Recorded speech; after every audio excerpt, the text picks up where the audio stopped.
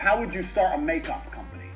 And they go, okay, well, I find some makeup and I get a logo and I would start a trade, I get a trademark, and then, you know, I need stock. Listen to all the things they're mentioning. Find makeup.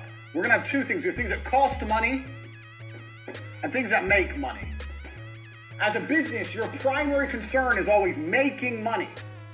And when people think of how to start a business, all they start thinking about is how to spend money. Well, I need to find a makeup brand, I find some makeup and test it out, and then get a logo and get some labels made and get a warehouse and get a website and spend. Where's the money in? Where's the money? This is a business. Where's the money? You're talking about spending money. I'm talking about making money. So as a hustler, you always have to be about making money. Money in is a business, not money out.